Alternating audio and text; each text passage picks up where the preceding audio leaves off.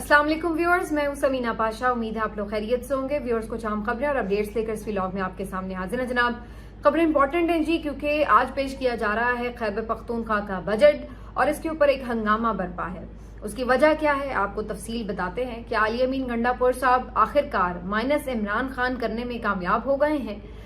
ऐसा क्यों इल्जाम उनके ऊपर लग रहा है, ये भी बात करेंगे। एक और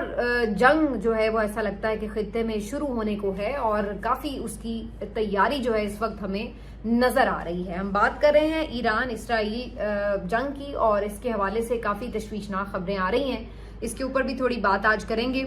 आज जी फाइनली नवाज शरीफ साहब ने नरेंद्र मोदी का नाम ले लिया है, इंडिया का नाम ले लिया है, उन्होंने ट्वीट भी कर दिया है। तो ये बड़ा एक हैरत अंगेज वाकया पेश आया है जंग के इतने दिनों के बाद, तकरीबन आप समझ लीजिए 1 महीने के बाद। और किस तरह ये वाकया पेश आया है इसके ऊपर भी बात करेंगे। और इसके साथ साथ ये बताएंगे आपको कि पेशावर में एक दफा फिर इमरान खान साहब के हक में उनकी रिहाई के लिए एक बड़ी रैली निकाली गई है। तो ये सब कुछ आज के व्लॉग में। आपसे रिक्वेस्ट है कि चैनल को सब्सक्राइब कर लें अगर अभी तक सब्सक्राइब नहीं किया। तो जनाब बात कर लेते हैं। सबसे हंगामा खेज जो इस वक्त खबर बनी हुई है वो है खैबर पख्तूनख्वा का बजट। उसकी वजह यह है कि इमरान खान साहब ने जो गुज़श्ता उनकी मुलाकात थी, आखिरी मुलाकात थी इस बजट से पहले तक, उसमें उन्होंने वाज़ेह तौर पर ये अहकामात दिए थे जो कि हलीमा खान साहिबा ने आकर बाहर ब्रीफिंग में बताए भी। और बाद में इमरान खान साहब के ऑफिशियल ट्विटर हैंडल से जो ट्वीट जारी हुआ उसमें भी ये बात खास तौर पर लिखी गई कि अली अमीन गंडापुर साहब को हिदायत जारी कर दी गई हैं कि खैबर पख्तूनख्वा का जो बजट है वो इमरान खान साहब की मुशावरत के बगैर पेश नहीं होगा। उनके साथ अली अमीन की कैबिनेट और माहिरीन जब तक मुशावरत ना कर लें तब तक ये बिल पेश नहीं किया जाएगा, यानी मनी बिल पेश नहीं किया जाएगा। अब ये अल्फाज as it is Imran Khan साहब के जो ट्विटर हैंडल है उससे भी जारी हो चुके हैं, जिसमें वाज़ेह तौर पर उन्होंने कहा कि बिल पेश ही नहीं किया जाएगा। जबकि दूसरी तरफ हमने देखा कि इस बात को बिल्कुल नजरअंदाज कर दिया गया और खैबर पख्तूनख्वा हुकूमत ने न सिर्फ ये कि बजट तैयार किया बल्कि उसको पेश करने के लिए ऐलान भी कर दिया है। इसके लिए एक इजाफी चार्ज भी दे दिया गया वजीर को, जो कि बजट तकरीर करेंगे, बजट पेश करेंगे। और इसके लिए ऑफिशियल अनाउंसमेंट भी कर दी गई है। खालिद खान सुपारी की तरफ से भी ट्वीट किया गया है। खुद जो अभी जिन्होंने चार्ज संभाला है उनका नाम मैं जरा भूल गई लिखना, तो उन्होंने भी आके बता दिया कि जी बिल्कुल बजट पेश किया जाएगा। अब नाम तो वो उसमें पीट रहे हैं बार बार कि जी इमरान खान के विजन के ऐन मुताबिक हम बजट पेश करने जा रहे हैं, अवाम को मैक्सिमम रिलीफ दिया जाएगा, ये प्रोजेक्ट शुरू किए जाएंगे और हम पुलिस इस्लाहात के लिए बजट रख रहे हैं, ये कर रहे हैं, वो कर रहे हैं। तो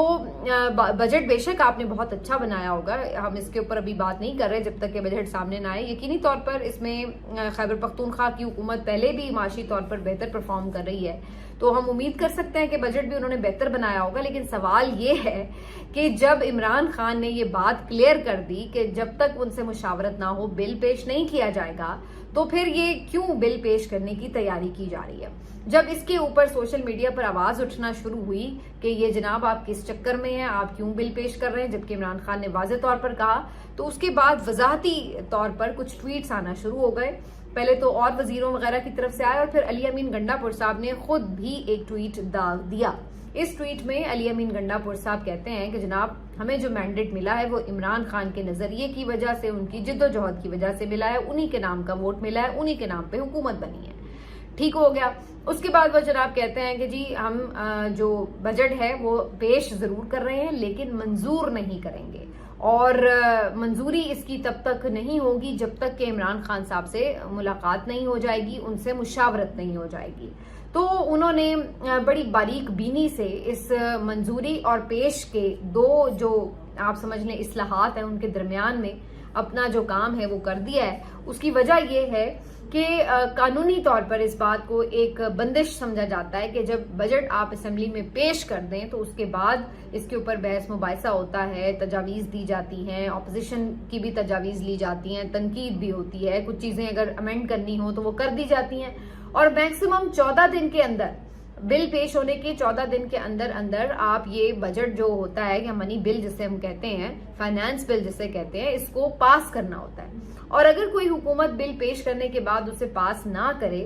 तो उसके बाद उस हुकूमत की छुट्टी तस्वुर होती है, यानी कि मतलब होता है कि आप अपना अगर बिल نہیں پاس کر سکے تو اس کا مطلب ہے کہ آپ کے پاس اسٹرینتھ نہیں رہی ہے اور پھر آپ کو الٹیمیٹلی گھر جانا پڑتا ہے. تو اب یہاں پر ایک باریک نقطہ جو ہے وہ قانونی بھی آ جاتا ہے اور اس کے اوپر جو ہے یا تو آپ اسی وقت عمران خان صاحب کو اس قانونی نقطے کے بارے میں توجہ دلا دیتے کہ جی بجٹ تو پیش کرنا ہی پڑے گا ان اینی کیس کیونکہ انتظامی معاملات صوبے کے چلانے ہیں وہ تو نہیں رک سکتے. اور دوسری صورت میں اگر انہوں نے ملاقات بند کر دی اور ملاقات نہ کروائی, ہم نے بجٹ پیش نہ کیا یا پاس نہ کیا تو اس صورت میں پھر ہاتھ دھونے پڑیں گے. تو یا تو کلیئر انسٹرکشنز دے دیں کہ اگر حکومت جاتی ہے تو جائے, آپ نے بل پیش نہیں کرنا تو ایک الگ بات ہے, اور یا پھر آپ یہ ایک گنجائش دے دیں کہ جناب اگر بل پاس میرے بغیر بھی کرنا پڑے تو کر لیں. تو یا تو عمران خان صاحب کو آپ نے اس معاملے پر اعتماد میں لیا ہوتا. اب عمران خان صاحب کی جو ہدایات ہیں وہ تو ایز اٹ از باہر آ چکی ہیں, اب سب کو پتہ چل چکا ہے, اور دوسری طرف اب آپ ایسا لگ رہا ہے کہ عمران خان کی ہدایات سے روگردانی کر رہے ہیں اور آپ ان سے مشاورت کو امپورٹنس نہیں دے رہے اور آپ کہہ رہے ہیں کہ جی ٹھیک ہے اگر ملاقات نہیں بھی ہوئی تو ہم بل پیش کر دیتے ہیں اور اس کے بعد ہم زور لگائیں گے کہ جی ہماری ایک ملاقات ہو جائے. اب یہ بات سب کو سمجھ میں آ رہی ہے, جو پلان نظر آ رہا ہے وہ اس طرح کا ہے کہ یہ بل جو ہے پیش کر دیا جائے گا, اس کے بعد کہا جائے گا کہ جی ہم نے بل تو پیش کر دیا لیکن ہم منظور نہیں کریں گے جب تک کہ ہماری عمران خان سے ملاقات نہ کروائی جائے, اور پھر کسی بھی طرح کوشش کر کے علی امین گنڈا پور صاحب کو اندر بھیج دیا جاتا ہے. آپ کو پتا جب ان کی ملاقات کروانی ہوتی ہے تو کروا دی جاتی ہے ان کی, تو پھر اس کے علاوہ بھی یعنی دن وغیرہ ہے یا نہیں, جیل مینول ہے یا نہیں, اس کے علاوہ بھی ملاقات پھر ہو جاتی ہے, باقاعدہ پروٹوکول کے ساتھ وہ اندر چلے جاتے ہیں. تو اس طرح کر کے ان کی کوئی ملاقات بھی کروا دی جائے گی جس میں وہ آ کے کہہ دیں گے عمران خان صاحب کو کہ جی اگر ہم نے بل پیش جو کیا ہوا ہے اس کو پاس نہ کیا تو حکومت سے ہاتھ دھونے پڑیں گے, لہٰذا اب آپ ہمیں اس بل کو پاس کرنے کی اجازت دیں. پھر عمران خان بھی چاروں ناچار کہہ دیں گے کہ بھئی اب تو وقت باقی نہیں اس میں رہ گیا تو چلیے جی ٹھیک ہے, اور وہ اس کو اپروو بھی کر دیں گے. تو بظاہر یہ کچھ اسی طرح کا معاملہ لگ رہا ہے, لیکن اس سے تاثر یہ مل رہا ہے کہ جہاں یہ اسٹیبلشمنٹ, یہ حکومت یہ کہنا چاہتی ہے اور وہ بار بار اب تو کھلے عام کہہ رہے ہیں کہ عمران خان کے بغیر آخر کون سا کام نہیں ہو رہا, بلکہ وہ تو صاف طور پر اب کہتے ہیں کہ ہم نے عمران خان کی مدد کے بغیر ہی, ان کے رہائی کے بغیر ہی, ان سے گفتگو کے بغیر ہی ہم نے تو جنگ بھی جیت لی ہے, ہم نے تو جناب ملک بھی سنبھال لیا ہے, ہم نے ملک دیوالیہ ہونے سے بھی بچا لیا ہے, ملک 3 سال سے آخر چل ہی رہا ہے نا, تو کون سا ایسا کام ہو گیا جو رک گیا عمران خان کے بغیر. تو آپ جو ہے وہ کس طرح کہہ سکتے ہیں کہ عمران خان بڑا ناگزیر ہے یا اس کی مقبولیت ایسی ہے کہ جی کوئی کام رک جائے گا. تو جہاں وہ یہ ثابت کرنے پر تلے ہوئے ہیں تو وہاں پر اگر پی ٹی آئی کے اپنے لوگ بھی عمران خان سے مشاورت کے بغیر میٹنگز میں جانے کا فیصلہ کریں, یہ معدنیات بل پیش کرنے کا فیصلہ کریں ان کی یعنی اجازت کے بغیر, یا منی بل ان کی مشاورت کے بغیر پیش کرنے کا فیصلہ کریں, تو بڑے بڑے اہم معاملات میں اگر وہ خود ہی انہیں نظر انداز کر کے یہ سوچیں کہ جی ہم اس طرح کر لیتے ہیں, تو پھر اس صورت میں تو مطلب یہ ہوا کہ جو کام اسٹیبلشمنٹ ابھی تک نہ کر پائی وہ خود ان کے تھرو, ان کے اپنے لوگوں کے تھرو ہونا شروع ہو گیا ہے, اور ان کے بغیر بھی صوبہ چلے گا, ان کے بغیر بھی بجٹ پاس ہو جائیں گے, ان کے بغیر بھی آپ کہیں گے کہ جی چلو جی اب قومی سلامتی کی میٹنگ میں بھی بیٹھ ہی جاتے ہیں, ان کے بغیر ہی آپ کہیں گے چلو جی ہم کوئی اور کسی نے زہرانے پہ بھی بلا لیا تو چلے ہی جاتے ہیں. تو کہنے کا مقصد یہ ہے کہ پھر اسی وجہ سے عمران خان کو جس طرح سے اگر آپ ان کی ہدایات کو نظر انداز کر رہے ہیں تو ورکر اس بات پہ غصہ کر رہے ہیں, اور اب ان کی طرف سے ٹھیک ٹھاک قسم کا لتاڑ پروگرام جو ہے وہ سوشل میڈیا پر شروع ہو چکا ہے, اور انہوں نے ٹھیک ٹھاک قسم کی اس کے اوپر علی امین گنڈا پور صاحب اور KP حکومت کی کلاس لینی شروع کر دی ہے کہ جناب آپ عمران خان کے بغیر ایک قدم بھی آگے کیسے بڑھا رہے ہیں, آپ کو یہ سرے سے پیش ہی نہیں کرنا چاہیے. بجٹ پاس ہونے کی بات تو عمران خان نے نہیں کی, انہوں نے تو پیش ہونے کی بات کی تھی. تو اب یہ جو پھڈا ہے یہ لگ رہا ہے کہ تھوڑا سا آگے ابھی چلے گا, کیونکہ بل تو یہ بہرحال پیش کریں گے اور اس کے بعد پھر مزید تنقید ہوگی اور اس کے بعد پھر ایک ملاقات بھی مجھے لگتا ہے کہ بعد میں کروا دی جائے گی. تو یہ جو ساری آج کی کہانی ہے وہ کافی زیادہ گرما گرم چل رہی ہے, اور اس پہ علی امین ایک دفعہ پھر جو ہے وہ تنقید کی زد میں ہے. میرا خیال ہے علی امین نے اپنے لیے خود کمزوری کا جو راستہ ہے وہ چنا ہے. میرا خیال ہے کہ علی امین نے خود یہ کمزوری کا راستہ چنا ہے. اکتوبر میں ان کے پیچھے عوام کی بھرپور طاقت بھی تھی, کارکنوں کا اعتماد بھی تھا, عمران خان کا اعتماد بھی تھا, اور ان کے پاس یہ آپشن تھا کہ وہ ایک بہت طاقتور وزیر اعلیٰ کے طور پر اپنا بھرم قائم رکھتے, لیکن انہوں نے جس طرح سے اس پورے منظرنامے میں غائب ہو کر جو ایک مسائل اپنے لیے بھی کھڑے کیے، اپنے لیڈر کے لیے، اپنی جماعت کے لیے کھڑے کیے، کیونکہ اس کے بعد 26ویں ترمیم ہو گئی اور اس کے بعد پھر آپ نے دیکھا کہ کس طرح سے کایا پلٹ گئی اور پوری عدلیہ جو ہے وہ ٹوٹلی ایک مفلوج ادارہ بن کے رہ گئی۔ تو اس وقت انہوں نے طاقت اور کمزوری میں سے کمزوری کو چنا اور اب ہر جگہ ان کو یہ کمزوری جو ہے اب بھگتنا پڑ رہی ہے۔ اس کی وجہ یہ ہے کہ اب آپ کبھی آ کے کہتے ہیں کہ جی لیڈر سے ملاقاتیں نہیں ہو رہی، دیکھیں نا یہ کیا ہو رہا ہے، دیکھیں نا لیڈر کا کیس نہیں لگ رہا، دیکھیں نا جی میرے وارنٹ جاری ہو گئے ہیں۔ تو اب کہنے کا مقصد یہ کہ آپ کو چھوٹے چھوٹے معاملات کے اوپر بھی اگلے تنگ کر رہے ہیں اور وہ کریں گے آپ کو تنگ، کیونکہ جب آپ نے خود ایک دفعہ کمزوری دکھا دی ہو تو پھر آپ کو کمزور راستے پہ ہی چلنا پڑتا ہے۔ تو ایسی ہی کچھ صورتحال نظر آ رہی ہے۔ بہرحال پشاور میں آج عمران خان صاحب کی رہائی کے لیے ایک بڑی ریلی ضرور نکالی گئی ہے اور جنید اکبر خان صاحب اس ریلی میں موجود تھے، اس کے علاوہ احمد خان نیازی صاحب اس ریلی کے اندر موجود تھے، ساتھ ہی ساتھ دیکھا جا سکتا ہے اس ریلی کے اندر تیمور جھگڑا صاحب بھی موجود تھے اور بھی کافی میں دیکھ رہی ہوں کچھ پنجاب کے بھی لیڈرز جا کے خیبر پختونخوا میں ریلیز نکال رہے ہیں۔ تو اس پہ بھی ایک الگ بات ہے کہ ظاہر ہے کے پی ایم کا ایک گڑھ ہے اور وہاں پہ حکومت ہے، کوئی رکاوٹ نہیں ہے، تو وہاں پہ تو ظاہر ہے موبلائزیشن آلریڈی ہے، لیکن وہی بات ہے کہ پنجاب میں زیادہ اس بات کی ضرورت ہے کہ آپ یہاں پر ریلیز نکال کر لوگوں کو موبلائز کر سکیں، لیکن وہاں پر ابھی اس طرح کی صورتحال نظر نہیں آتی۔ عالیہ حمزہ اپنے طور پر کافی کوشش کرتی رہتی ہیں، لیکن اس کے علاوہ ہمیں کچھ ایسا مین وہاں پہ ایونٹ نظر نہیں آتا۔ آج ہی نواز شریف صاحب نے بھی ایک ٹویٹ فائنلی کر دی ہے جس میں انہوں نے نریندر مودی کا نام بھی لے لیا ہے اور وجہ ہے وہی فلائٹ حادثہ جو کہ میں نے آپ کو بتایا بھی تھا، جس کا پچھلے ولاگ میں ذکر بھی کیا۔ یقیناً یہ ایک بہت افسوسناک حادثہ ہے اور کہیں پہ بھی اس طرح کا حادثہ ہو، اتنی جانی نقصان ہو تو اس کے اوپر ہر کوئی افسردہ ہوتا ہے، اور کتنے لوگ بیچارے بے گناہ اس جہاز میں موجود تھے جو اپنے نئے خواب سجائے کہیں سے مل کر کہیں جا رہے تھے اور کیا ان کے ساتھ تکلیف دہ موت ان کی ہوئی۔ تو اس سب چیزوں کے اوپر دل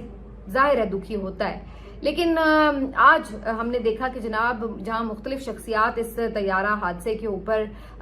کنڈولنس کے لیے میسج کر رہے تھے، وہاں پہ نواز شریف صاحب کا بھی ٹویٹر ہینڈل جا گیا اور انہوں نے بھی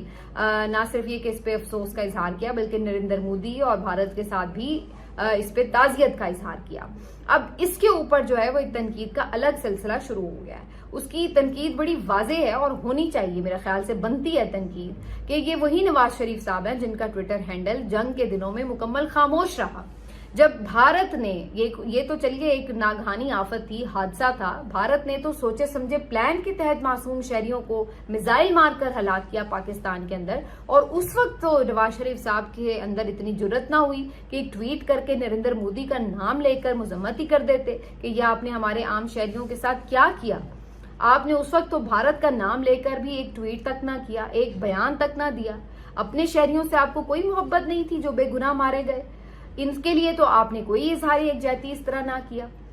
اور جب جنگ ختم ہو گئی تو بس فتح کا ایک آپ نے جنرل سا ٹویٹ ڈال دیا، وہ بھی صرف اس لیے تاکہ اسٹیبلشمنٹ کے ساتھ آپ کے معاملات ٹھیک رہیں اور آپ ان کو خوش کر سکیں۔ ادروائز تو آپ کی کوئی دلچسپی نہیں تھی کہ پاکستان میں کوئی جنگ چھڑی ہوئی ہے یا کوئی پاکستان کے عام شہریوں پہ حملہ ہو رہا ہے یا کوئی آزاد کشمیر کے اوپر کیا گولے برسائے جا رہے ہیں، تو آپ کا کوئی اس کے ساتھ کسی قسم کا واسطہ تھا، کوئی دلچسپی تھی؟ اور وہاں پر ایک طیارہ حادثے میں اگر لوگ جان بحق ہوئے ہیں تو آپ نے جناب اس کے اوپر آج آپ کو بڑا دکھ درد جاگیا اور فوراً اپنے کزن نریندر مودی کے ساتھ آپ نے جو اظہار یکجہتی کر دیا۔ تو اس بات کے اوپر ظاہر تنقید ہو رہی ہے، اسی سے پتہ لگتا ہے کہ ان لوگوں کی دلچسپیاں اصل میں کہاں ہیں اور ان کے مفادات کہاں ہیں۔ ٹرمپ نے البتہ ایک دفعہ پھر سے اپنی ایک سپیچ میں مسئلہ کشمیر کے حل کی طرف بات کی اور انہوں نے کہا ہے کہ وہ چاہتے ہیں کہ اس بارے میں کچھ کر سکیں۔ ایک دفعہ پھر انہوں نے ذکر کیا کہ جی جو جنگ ہے ہم نے نیوکلیئر وار روکی ہے اور ہم وہ سمجھتے ہیں کہ جو کشمیر کا معاملہ ہے اس کو بھی سیٹل ہونا چاہیے۔ تو اس کے اوپر بھی انہوں نے کہا ہے کہ میں اس کے اوپر کچھ بھی سٹیپ لینے کے لیے تیار ہوں اور یہ ہونا چاہیے، میں کوئی بھی مسئلہ حل کر سکتا ہوں۔ تو وہ اس کے لیے ایک دفعہ پھر بڑے ایگر نظر آ رہے ہیں۔ آخر میں تھوڑی سی بات کر لیتے ہیں جی اس بات کے اوپر کہ جو ایران، امریکہ اور اسرائیل کی صورتحال ہے، تو اسرائیل جو ہے وہ اس وقت بالکل ایران پر اٹیک کرنے کے لیے تیاریاں کرتا نظر آ رہا ہے۔ امریکہ کی طرف سے ایک ڈیل آفر کی گئی تھی ایران کو اور اس میں ان سے جو ایٹمی ہتھیار ہیں ان کے حوالے سے کچھ معاہدہ کرنے کی بھی بات تھی، لیکن ایران کی طرف سے وہ ڈیل ایکسیپٹ نہیں کی گئی، جس کے بعد بظاہر ایسا لگ رہا ہے کہ ایران جو ہے اب وہ کافی زیادہ ان عالمی طاقتوں کے نرغے میں آ رہا ہے، اور اسرائیل کی طرف سے واضح طور پر تیاری کی جا رہی ہے کہ وہ ان کو اٹیک کرے ایران کو، کیونکہ اسرائیل یہ سمجھتا ہے کہ ایک ایٹمی ایران جو ہے ان کے لیے، ایٹامک پاور ایران جو ہے وہ ان کی سلامتی کے لیے خطرہ ہے، تو اس وجہ سے وہ اس کا بہانہ جواز بنا کر ایران کے اوپر ایک اٹیک کی منصوبہ بندی کر رہے ہیں۔ دوسری طرف سب کو پتا ہے کہ اسرائیل کو امریکہ کی سپورٹ اور حمایت حاصل رہتی ہے، لیکن یہاں پر